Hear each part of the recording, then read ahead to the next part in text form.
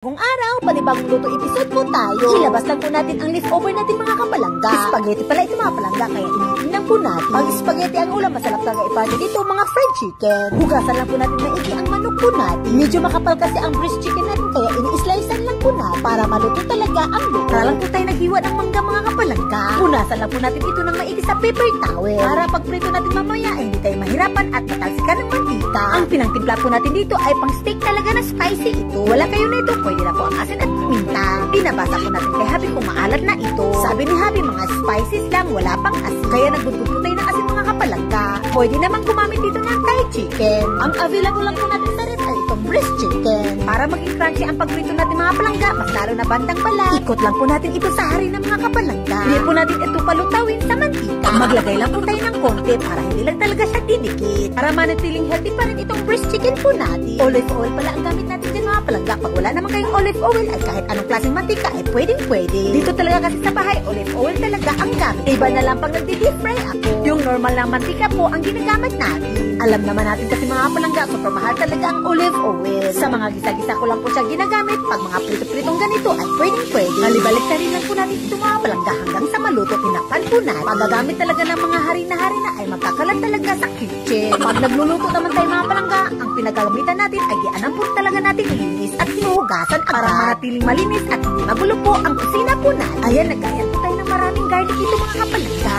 Maraming garlic, mas masarap po itong manok po natin. Malapit na tayo makaluto mga palangga, kaya yung spaghetti ininit na po natin. Habang paluto na po yung manok natin ay lumalabas talaga ang sarili niyang mantika. Ayaw natin ng mamantika mga palangga, kaya tanggalan na po natin ito gamit ang paper towel. Dito na po natin timplahan ang manok po natin. Butter, konting lemon o kalamansi. Saka po natin ibuhos ang garlic po natin. Ay, grabe talaga mga palangga, super pango talaga ng garlic. Balik-balik na rin lang po natin ang manok para manuot talaga ang butter at garlic. Dito na po tayo magtigla ng soy sauce ayon po sa panglasa po natin at balik-balik na rin. Para mabalance at malinam na ang lasa, maglagay lang po tayo ng honey. Ay, pag wala kayong honey mga palangga, ay pwedeng-pwede na po ang asukal. Mas maganda talaga pag may honey kasi healthy version. Siyempre mga palangga, hindi mawawala ang tikim episode po natin. Medyo nakulangan tayo sa soy sauce or alat kaya nagdandag po tayo. Ayuhon dyan natin ibaliktad-baliktad mga palangga para talaga manuot at balance ang lasa. Nagdagdag po tayo ng soy sauce kanina kaya magdagdag po tayo ng konting honey. Ay, si Barangay Tanot mga palangga, naamoy na naman niya kaya pumasok na naman sa kusina. Alam niyo na talaga mga palangga na malapit na talaga tayo makaluto. At piniprepare na din niya ang langis sa mga kapalangga. Hayaan na po natin ito ng saglit at takpan. Ayan na nga palangga, kontento na po tayo kaya i-slice na po natin ito. Kailangan talaga natin i-slice ito para madali tayong makakain. Para subo na lang tayo ng subo. Siyempre mga palangga, tikman natin.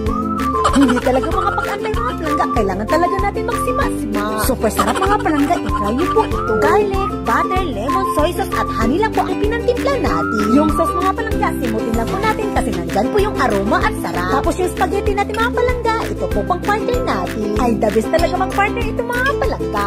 Ayan, ito po yung dinner ideas po natin ngayon. Ang chicken steak, tapos mayroon po tayong natirang leftover na spaghetti. At shoutout din pala sa Aknaif Mitch Sipon. Ang sabi niya, nag-wait ako kapalangga ng upload mo kasi akala ko mabati mo si Habi ko ngayong araw. Birthday niya, October 3. I-surprise ko sana siya. Baka naman po pwede mo siyang mabati kahit pahabulan. Michelle Pangilinan ang name niya. Pambabaeng name pero may lawit siya. Belated happy birthday po kay Michelle Pangilinan po. Pasensya na po, hindi po natin na-shoutout noong October 3. Kaya mga Mars, mga palangga, huwag masyado po mag-expect na ma-shoutout. Kasi po sa dami ninyo, hindi ko po talaga makikita lahat. Hindi lamang kasi pag-vlog lang po ang ginagawa po natin. May po tayong pinag-kaabalahan mga palangga, meron pa tayong trabaho. Siyempre mga palangga, ang gawaing bahay pa ay talagang araw-araw pa talaga yan. At shoutout din kay Lindy. Shoutout po sa anak ko na mag-birthday sa October 4. Si Rich Fugaba. Madalas ko pong pinanood video nyo. Sarap nyo pong panoorin buong family. Happy po. Family is loud. Happy birthday po kay Rich Fugaba. At thank you so much po, Sisi. At shoutout din pala kay Rosario Ayog Gambuan. Ang sabi niya, good morning po. Pa-shoutout naman po. Birthday ko po sa October 4. Thank you. Your followers from New York. Happy birthday po at maraming salamat po.